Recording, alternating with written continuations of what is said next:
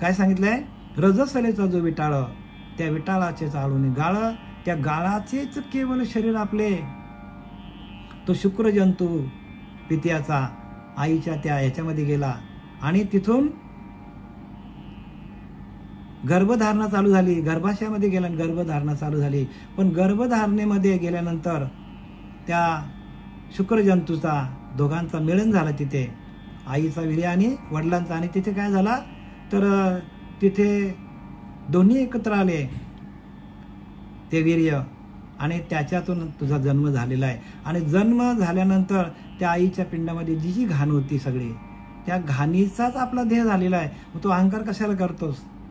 रजसलेचा विटाळ, त्या विटाळाचे चालून गाळ, त्या गाळाचेच केवळ शरीर आपले. तिथे निर्मलपणाचे सोहळे केवी घडे. मग आपण शुद्ध आहोत का? आपण अशुद्धच आहोत. पण माणूस स्वतःला शुद्ध समजतो. हा घाणीचाच देह आपल्याला, पण ह्याला आपण काय करतो? आपण याला शुद्ध समजतो. आणि याच्याकडे अहंकार केवढा आहे माणसाकडे, आणि तो अहंकार जावा याच्यासाठी आपल्याला जागृत केलं नाथबाबांनी. प्रसूती वाताच्या आघाती उदराबाहेर उत्पत्ती, त्या नाव जन्म बोलती जाण निश्चिती तिची अवस्था. आणि त्यानंतर प्रसूतीच्या वेगाने, प्रसव वायूच्या वेगाने गर्भाशयातून बाहेरच्या जगात येणे, जन्म पावणे. आणि मग त्या आईच्या पिंडातून काही 9 महिने 9 दिवस झाल्यानंतर हा देह आपला बाहेर पडतो, म्हणजे जन्माला येतो. ही तिसरी अवस्था सांगितली. तिसरी अवस्था काय सांगितली? त्या आईच्या पिंडातून 9 महिने 9 दिवसानंतर तो अर्भक बाहेर पडतो आणि जन्माला येतो. आणि मग काय चौथी अवस्था काय सांगितली? अतिशय आवडे स्तनपान, मुख्यत्वे माताची प्रधान, रुदनाचे बळ संपूर्ण, ते चौथी जाण बाल्य अवस्था. स्तनपान, मातृप्रेम, रुदन यांनी युक्त बाल्य ही चौथी अवस्था. बाहेर आल्यानंतर बाल्य अवस्था आहे. आणि त्या बाल्य अवस्थेमध्ये काय करतो तर स्तनपान घेतो माणूस, मातृप्रेम आणि आईवर प्रेम करतो. आणि रुदन यांनी युक्त बाल्य अवस्था, आणि सारखा रडत असतो त्या अवस्थेमध्ये. कशासाठी रडत असतो? भूक लागली की रडत असतो. म्हणजे आपल्याला या नरदेहाला काय आहे तर भूक आहे, तहान भूक आहे. आणि ती भूक भागवण्यासाठी तो स्तनपान करतो, कारण तो बाल्य अवस्थेमध्ये असतो. मलमूत्री लोळे अज्ञान, गुढेंद्रिय विवेक शून्य, गोड गोजिरे कलभाषण, पंचहायना बाल्यावस्था. अज्ञता म्हणजे अज्ञान, विवेक शून्यता, त्यावेळेला माणसाकडे विवेकच नाही. त्या लहान बालकाकडे कसला विवेक असणार? विवेक नावाची वस्तूच नाही. इंद्रिय शक्ती अविकसित, इंद्रिय विकसित होत झालेलीच नाही त्याची. इंद्रियांचा विकासच झालेला नाही. का इंद्रियांच्या संगतीमध्ये माणसाला ज्ञान होतं. इंद्रिय जोपर्यंत विकसित होत नाही तोपर्यंत आपल्याला बाहेरच्या जगाचं ज्ञान होत नाही. इंद्रियांच्या संगती जर पसरू होत असे मती, इंद्रियांच्या संगतीमध्ये माणसाची मती बाहेर जाते, मन बाहेर धावतो. आणि ती अवस्था इंद्रियांची संगती अजून त्यांना लागलेली आहे, म्हणून त्यांना बाल्य अवस्था म्हटलेलं आहे. बोबडे बोलणे अशी ही बाल्य अवस्था 5व्या वर्षापर्यंत असते बघा. बोबडा बोलतो, बालक बोबडा बोले, वाकडा वेचुका चाले. वाकडा चालतो, बोलतो, मग आईला आवडतं, अशी अवस्था आहे. ह्या सगळ्या देहाच्या अवस्था दाखवल्यात. आणि इंद्रिय चेतना वाढत, परी पोटी नाही विषय स्वार्थ. मग इंद्रियांचा विकास पण विषय शक्ती नसणे.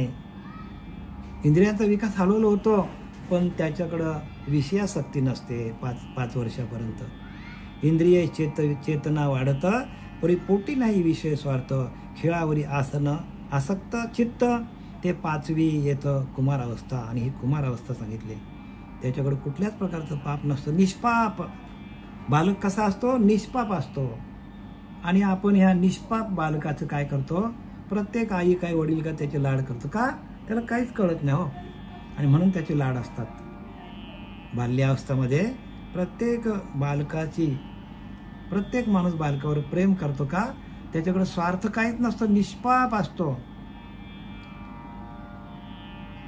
आणि त्याला कुमार अवस्था, आणि ही किती अवस्था सांगितली? 5वी अवस्था. या उपरी तरुणपण इंद्रिय सामर्थ्य संपूर्ण हातात झाला. आता काय झाला? तरुण झाला आणि इंद्रियांमध्ये सामर्थ्य आलं, संपूर्ण सामर्थ्य. मी शहाणा, मी सज्ञान. आणि त्याच्याकडे लागले आता विषयांची. त्याला आता विषयांची आसक्ती चालू झाली. शहाणा झाला तो आता, सज्ञान झाला. मी शहाणा, मी सज्ञान, देही देहाभिमान मुसमुसे. देहाकडे अभिमान आला. कधी? ज्या वेळेला माणूस तरुण होतो, म्हणून हाय तरुण तर घ्या मजा करून, अशी त्या देहाची अवस्था असतो. आणि त्या तारुण्य अवस्थेमध्ये विषय सुख माणसाचा वाढत जातो आणि विषयाच्या अधीन जातो आणि नको ते त्याच्या हातातनं घडतो. का? तर इंद्रिय आसक्ती असते, इंद्रियांना आसक्ती वाढलेली असते. अज्ञानामध्ये, संपूर्ण अज्ञानामध्ये हा नरदेह वाढतो. काहीच माहिती नसतं त्याला. पण जे काही ज्ञान आहे ते ज्ञान त्याला पुढे पूर्वकर्मानुसार होत असतं. पूर्वकर्मानुसार आपल्याला नरदेह मिळालेला आहे. म्हणून काही बालकं असतात की जन्मजात ते हुशार असतात. का? तर पूर्वजन्मी बहुपुण्य केले म्हणून विठ्ठले कृपा केले. असा काय नरदेह असा काय असतो की लहानपणापासूनच त्यांना भगवंताची आवड असतो. आणि काही देह असे असतात की मागचं कर्म त्यांचं चांगलं नसल्यामुळे तारुण्य अवस्थेमध्ये आल्यानंतर त्यांच्या हातातून अजूनच काय होतात? पापकर्म होतात. अजून कारण अज्ञान असतो, देह अज्ञान असतो, त्यांच्याकडं पूर्वजन्माचं सुकृत नसतो. आणि ह्या आपण जर आता आपली जी मालिका आहे आनंद संप्रदाय, ह्या मालिकेमध्ये येण्यासाठी आपल्याला पूर्वजन्माचं सुकृतच पाहिजे. ते सुकृत ज्या वेळेला उदयाला येईल त्यावेळेलाच आपल्याला नामाचं प्रगटीकरण होतं. मागील परिहार पुढे नाही इक्षिण, झाली दर्शन एक वेळा, एकदाच दर्शन होतं बस. भगवंताचं एकदा दर्शन झालं की तुमचा जन्ममरणाचा फेरा सुटला. मागील परिहार पुढे नाही इक्षिण, झाली दर्शन. मग कुठल्या वयात दर्शन होईल माणसाला? तर ते पूर्वजन्माचं सुकृत आहे. आणि त्या सुकृतावर हा नरदेह चालतो. नरदेह आपल्याला कशाला मिळालाय? तर भगवंताच्या प्राप्तीसाठी नरदेह मिळालेला आहे. देहाची या गावा जया लागे आली पांडवा, तो कार्यार्थ आगवा सांडूनिया. ज्यासाठी आपल्याला नरदेह मिळालेला आहे तो कार्यार्थ टाकून माणूस नको ते करत बसूया तरुणपणामध्ये. तारुण्य अवघेची वेचले विषयांकडे, वृद्धपणी नाना रोग लिहिले की नाही? बालपण नेंतेपणी गेले, तारुण्य अवघेची वेचले विषयांकडे, वृद्धपणी नाना रोग, भोगण्या लागे कर्म भोग. भगवंताचा योग कोणे काले? भगवंत कधी भेटेल आपल्याला? बालपण नेंतेपणी गेले, तारुण्य अवघेची वेचले विषयांकडे. सर्व तारुण्यामध्ये सगळी इंद्रिय काय केली? त्यांनी विषयांमध्ये घालवली. आणि आपली स्वतःची देहाची घेऊन आलेली शिल्लक मनुष्य संपवतो येथे. सगळी शिल्लक संपते माणसाची, तरी त्याला जाग येत नाही. मग कुठं आपटतो, झपटतो, कुठेतरी अडकतो, कुठेतरी जेलमध्ये जातो. 52 पत्त्याची भाजी काय खातो माणूस. अशा अनेक प्रकारच्या व्याधी लागतात. कोणाला काय लागतो, कोणाला डायबिटीस काय, कोणाला काय अनेक प्रकारचे रोग लागतात. आणि तुका म्हणे पापे येती रोगाची या बापे. तुकाराम महाराज सरळ लिहितात, तुका म्हणे पापे येती रोगाची या बापे. म्हणजे रोग आपल्याला पछाडतो. आणि तरुणपणामध्ये ह्या सगळ्या गोष्टी माणसाकडनं घडत असतात. म्हणून तरुणपणामध्येच माणसाने काय करायला पाहिजे? भक्ती मार्गामध्ये यायला पाहिजे. माळ घाला गळ्यामध्ये माळ घाला. का? गळ्यामध्ये मंगळसूत्र घाला आणि या देहाचा, या मायेचा आणि त्या परब्रह्माचा लग्न लावून घ्या. जसं आपण द्वैतामध्ये लग्न लावतो की नाही, मुलाचं मुलीचं, आणि मंगळसूत्र घालतो आणि मग त्यांना प्रपंच करायला, संसार करायला आपण काय करतो? मुभा देतो. तसं आपण तरुण वयातच काय करायला पाहिजे? आपल्या गळ्यामध्ये माल घालून त्या माया ब्रह्माचा मिलन करून घ्यायला पाहिजे. एकदा का मायेचा आणि ब्रह्माचा क्षेत्रज्ञ माया ब्रह्म शिवशक्ती यांचा मिलन झाल्यानंतर जी आपल्याला अनुभूती येते ती अनुभूती आपल्याला महत्वाची आहे. अनुभव आले ते या जगा सांगत असे तुकोबारा सांगतात. तुकोबाऱ्यांना लवकरच अनुभव आले. तसं आपल्याला लवकर अनुभव यावा असं वाटत असेल तर आपण सातत्याने काय करायला पाहिजे? ध्यान करायला पाहिजे. दुसरा उपाय काय नाही. उपाय एक भगवत भक्ती. जरी ठाकेना विरक्ती, आपल्याला विरक्ती येत नसेल तर यथानुशक्ती आपल्या शक्तीनुसार भगवत भजन करायला पाहिजे. सातत्याने आत्मचिंतन करायला पाहिजे. आपलं आत्मचिंतन वाढत जायला पाहिजे.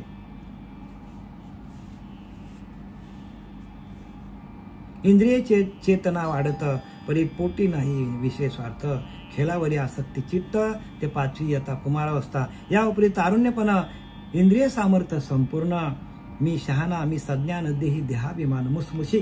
देहाचा अभिमान माणसाला हा शेवटपर्यंत सुटत नाही बरं का. अभिमान हा अभिमान कसा माहिती का? त्या किडा कसा असतो स्वतःच्या भोवती तो काय करतो? स्वतःच्या भोवती जाळं निर्माण करतो आणि त्या जाळ्यामध्येच राहतो आणि जाळ्याचं तोंड बंद करतो स्वतःच आणि स्वतःच त्याच्यामध्ये मरतो. तसा माणूस अहंकारामध्येच येतो आणि अहंकारामध्येच जातो, मरतो माणूस. अहंकार शेवटपर्यंत माणसाला समजत नाही. देहाभिमान मुसमुशी. देहाचा अभिमान आहे माणसाला. नुसता देहाचाच अभिमान नाही, ज्ञानाचा अभिमान आहे, सुंदरतेचा अभिमान आहे, प्रॉपर्टीचा अभिमान आहे, सगळ्या गोष्टीचा अभिमान आहे. आणि हा अभिमान माणसाचा जायला पाहिजे. म्हणून आपल्याला मागे नेलं समर्थांनी, संतांनी आपल्याला मागे का नेलं? अरे बघ तुझा जन्म कुठं आहे? त्या वडिलांच्या वीर्यापासून सुरुवात केली, तिथून तुझा जन्म सांगितलाय. मग आता याच्यानंतर आपला कुठला जन्म असेल? बघा, ज्याने त्याने विचार करा. ते तर स्त्री काम आवडे चित्ती आणि स्त्रियांविषयी आसक्ती वाढत जातो. काम वासना वाढत जाते, चित्तामध्ये जाते ती. एकदा का चित्तामध्ये ती वासना गेली का ते निघत नाही. कारण चित्त काय करतो? चित्त माणसाला भरकटवतो. मनाकडे ठीक आहे, मन बुद्धी चित्त, मन आहे ठीक आहे, मन इकडे तिकडे गेलं तर माणसाला आवडता येतो. पण एकदा का चित्तामध्ये गेली ती वासना का ते निघत नाही. तसा चित्तामध्ये भगवंत लहान वयातच घेतला आपण. चित्ती प्रगटे चैतन्य घन. चित्तामध्ये चैतन्य नावाचा ईश्वर प्रगट झाला तर माणसाचा अहंकार येत नाही. मी तुम्हाला मागच्या निरूपणातून सांगितले, चित्ती प्रगटे चैतन्य घन. ज्या चित्तामध्ये, चित्ताच्या पुढे अहंकार आहे, चित्ताच्या पुढे चैतन्य आलं पाहिजे. भक्ती कशासाठी करायची? भक्ती ती सुळावरची पोळी. भक्ती कशासाठी करायची? तर चित्तामध्ये जायला पाहिजे. जसं तारुण्य अवस्थेमध्ये चित्तामध्ये काम जातो, इथं लिहिले की नाही, ते तर स्त्री काम आवडे चित्ती. त्या चित्तामध्ये आपल्याला काय आवडलं पाहिजे? चैतन्य निर्माण व्हायला पाहिजे. भगवंताच्या भक्तीची आवड निर्माण चित्तामध्ये व्हायला पाहिजे. चित्ती बैसला तो निवडेना. ज्ञानदेव चित्ती हरिपाठ नेमा. मागील या जन्म मुक्त झालो. बघा,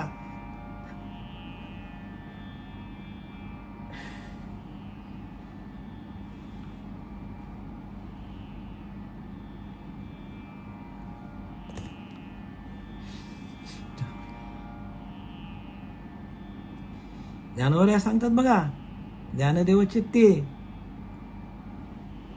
हरिपाठ आणि मागील या जन्म मुक्त झालो. मागच्या सगळ्या जन्मातून मुक्त झालो, पण तरुण अवस्थेमध्ये, तारुण्य अवस्थेमध्येच मुक्त झालो. ज्ञानोबा सांगतात, कारण चित्तामध्ये गेलं ते.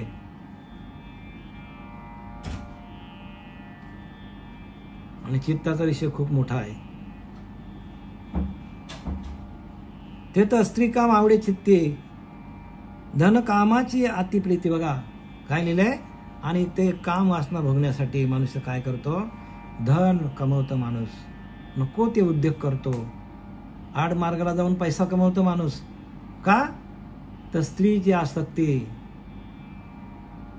अधर्म करतो, धर्माने वागत नाही माणूस.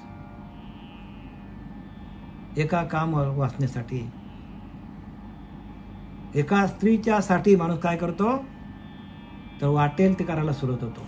का तर कामच नाही लिहिले ते बघा, सरळ लिहिले ते की नाही, आम्ही बोलत नाही बरं का, हे नाथ बाबांनी लिहिलंय किंवा भगवंतानी कोणाला सांगितलंय, भगवंतानी सांगितले. कोणाला सांगितलंय, हा तर त्याचा शिष्य आहे उद्धवाला सांगितलंय.